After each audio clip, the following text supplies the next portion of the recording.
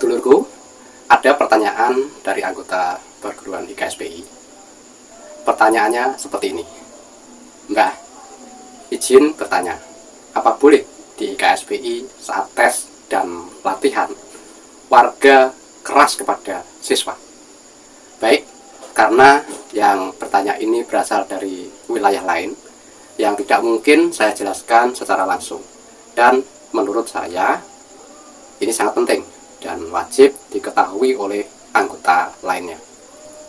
Maka melalui video ini izinkan saya menjawab pertanyaan ini. Pasukan beramat, bergerak secepat kilat. Pasukan beramat, mengabdi hingga kiamat.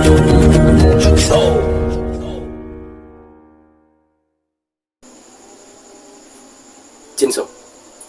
Assalamualaikum warahmatullahi wabarakatuh. Apa kabar sedulurku? Semoga kita semua selalu diberi kesehatan, panjang umur, murah rezeki, dan dimudahkan dalam segala urusan. Selamat datang dan jumpa kembali dengan saya, Mbah Budi Yunus AE, di channel YouTube Pasukan Keramat. Saya ingatkan sekali lagi, jangan lupa untuk dukung channel ini berkembang, agar saya selalu bersemangat membuat video, memberikan wawasan juga informasi yang menarik dan bermanfaat untuk semuanya. Dengan cara tonton setiap video saya sampai selesai, dan jangan di skip, serta bantu subscribe, like, komentar yang membangun, dan share ke teman-teman Anda semuanya.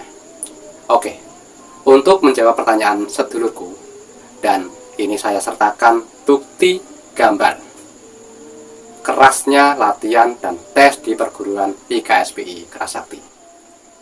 Namun di sini izinkan saya untuk mengkritisi dan memberi himbauan serta masukan kepada sedulurku semuanya. Himbauan dan masukan ini saya berikan atas dasar pemahaman dan hemat saya sesuai pengalaman yang saya alami dulu sebelum saya sah jadi warga IKSPI, yaitu pada tahun 1993 saat saya masih menjadi siswa.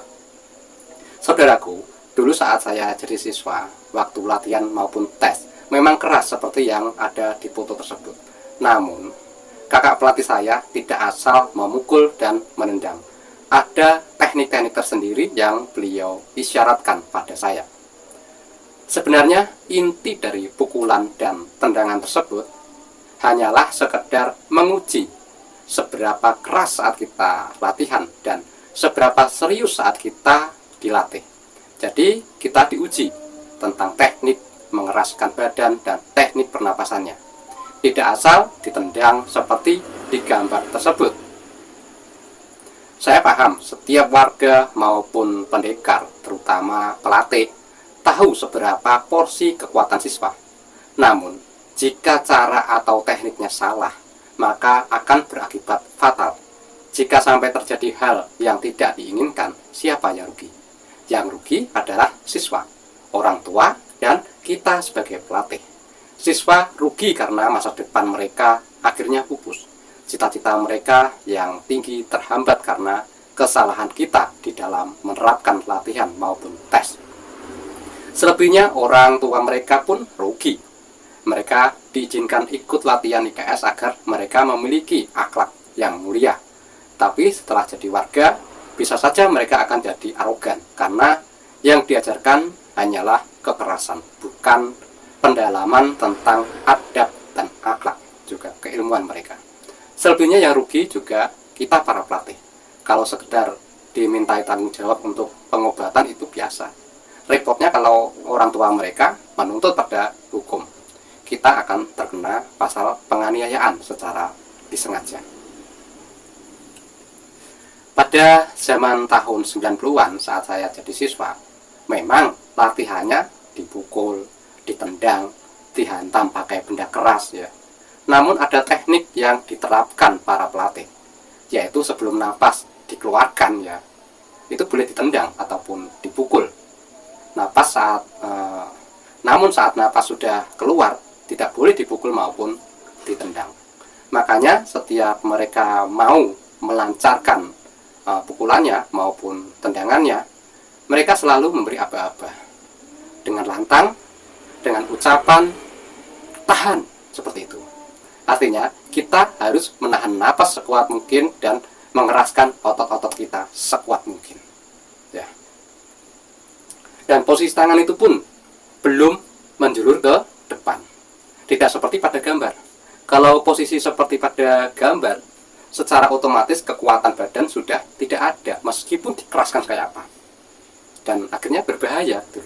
Andai saja menahan pun sudah tidak sekuat tenaga atau posisi tangan seperti di pinggang ini gitu.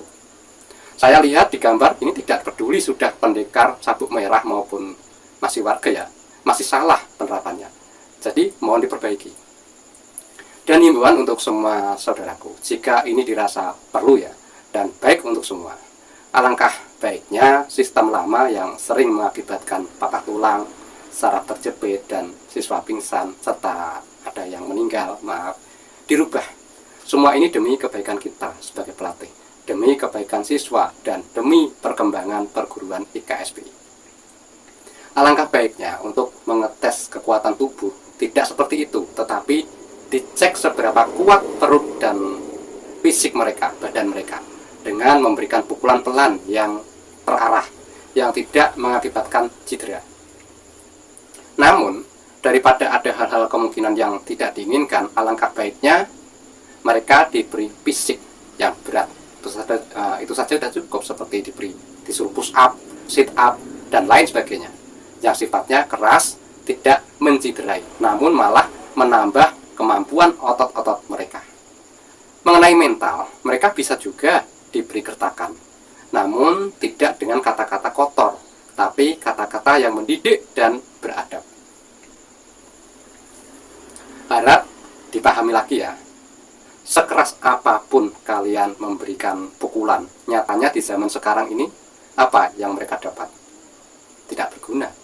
Sebagai contoh, mereka saat dapat masalah, ya, hanya mengandalkan keroyokan, drop-dropan, tawuran, dan lain sebagainya. Jarang mereka yang memfungsikan hasil dari latihan mereka. Kebanyakan mereka itu tetap saja menjadi warga dan pendekar yang arogan, suka turun ke jalan, dan hanya mengandalkan teman banyak. Semua bukti-bukti nyata bahwa yang latihan serius dan yang latihan biasa, serta yang mungkin tanpa latihan secara penuh, ya, tidak ada bedanya kalau kayak gini. Memang pepatah mengatakan, memanjakan siswa atau mereka di tempat latihan sama saja membunuh mereka di medan gelanggang atau medan pertempuran. Tapi nyatanya jarang di antara mereka yang berani ikut atlet dan turun di gelanggang. Dari sekian ribu, bahkan jutaan warga, hanya sebagian kecil yang berani menampilkan hasil latihannya di gelanggang. Semua ini nyata dan tidak bisa kita pungkiri. Jarang yang berani terjun di bidang prestasi, mengharumkan perguruan. Malah yang ada hanyalah tawuran di jalan yang tidak bermanfaat, lempar-lempar tugu dan lain sebagainya. Nah, dari bukti nyata yang kita lihat di dunia nyata ini, pada zaman sekarang ini, alangkah baiknya kita sebagai pelatih mau merubah cara melatih dan mengetes mereka.